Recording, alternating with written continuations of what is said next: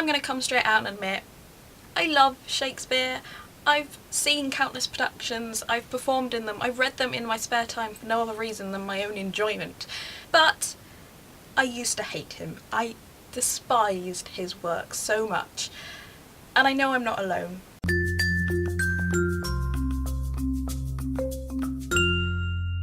Hi everybody, it's Lydia here. So unless you haven't guessed, today I'm talking about Shakespeare, and before you all turn off because you hate him and you don't understand why you would want to watch a video about him, give me a chance. Okay? Please? Good.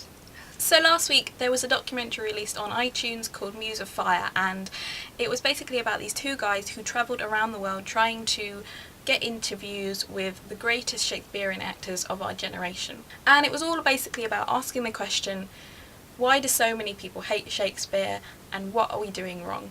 I will put the links below for you to check out that documentary. It's really amazing, and honestly the list of actors that they've got doing interviews and that, it's just mind-blowing, so seriously check it out. But this is something that I've kind of always wondered about, and I've thought actually about doing videos about it for quite a long time before I was even on BookTube, and the reason is because I have been there. I used to hate Shakespeare and then I fell in love with it. And so for the reason for me is simple. I think we overcomplicate it.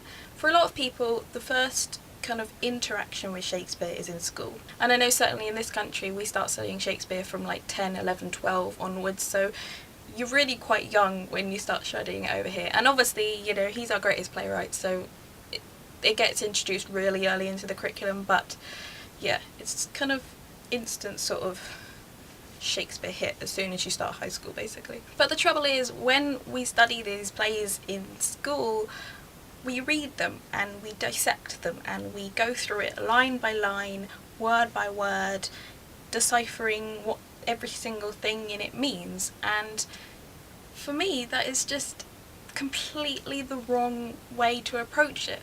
Because at the end of the day, these are stories, and whether they were written 400 years ago or yesterday, we don't approach a story by dissecting every single line. We read it as a story and look at what the story is about and enjoy the story. We don't dissect every single phrase and sentence and And I understand that Shakespeare is obviously this incredible wordsmith, incredible playwright, but the story has to come first. I mean, why do we read books? Why do we go see films, TV shows?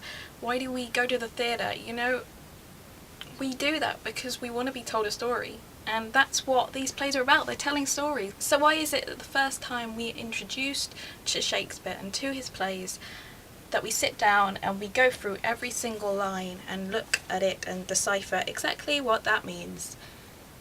No, that's so wrong. It just simply overcomplicates the whole situation, because the majority of people, and I know I used to do this and I'm pretty sure a lot of people do, is they view Shakespeare as just being incredibly complex and impossible to understand, and why would I even bother trying? But the fact is that every single one of these plays is relatable to us. They were written over 400 years ago, but they are still important today. So let's, for example, take Hamlet.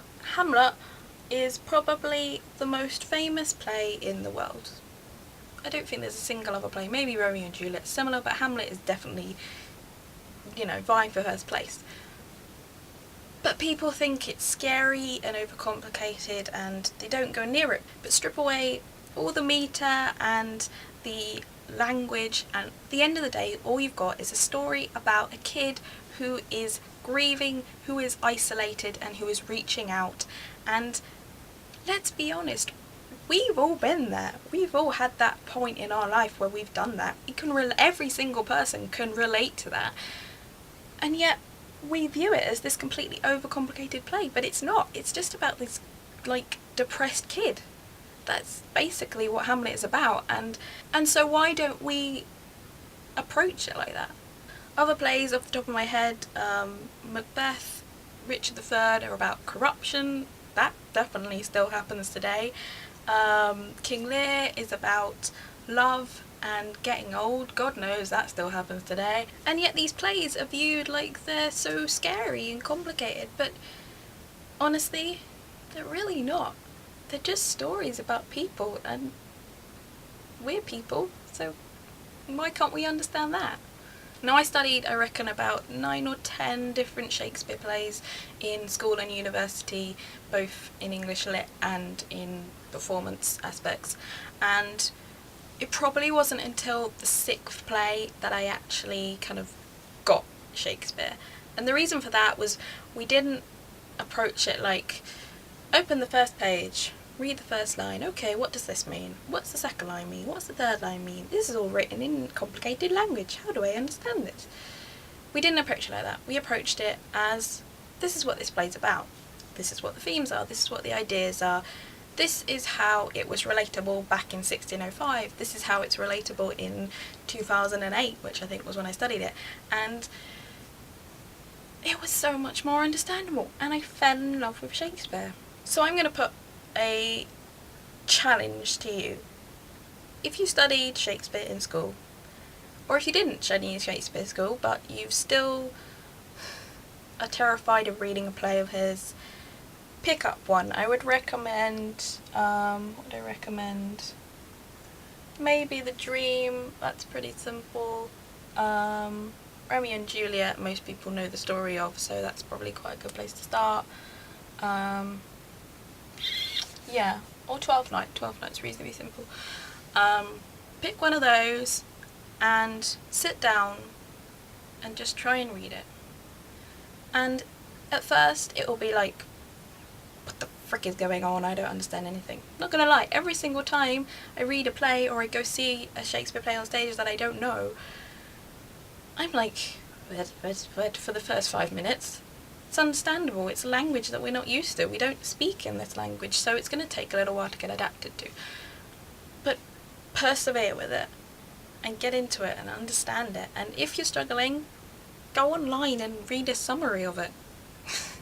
Because these are really good plays, and there is a reason we still perform them, and we still study them 400 years after they were written. So, yeah, just give them a try, or give them a second chance if you did study them in school and didn't like it, because I've been there and I'm so glad I gave them a second chance.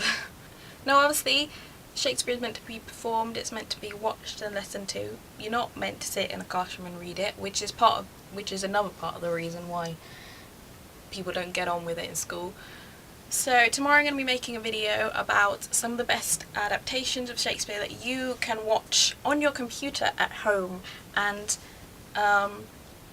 they're basically, I'm going to pick ones that are like not kind of overwhelming. Like, there are some incredible performances of Shakespeare, like by Kenneth Branagh and Olivier and everyone like that, but I'm not going to talk about those because I know a lot of people will look at those and think, ah, and I know I do as well, and even though I know these plays, I look at these things and I'm like, oh my gosh.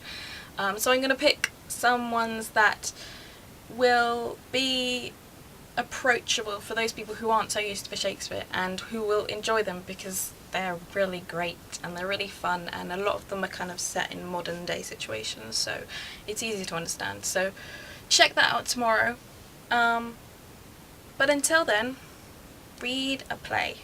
Any Shakespeare play. If you've never read a play, or you read them in school and hated them, give them another try, because he will blow your mind.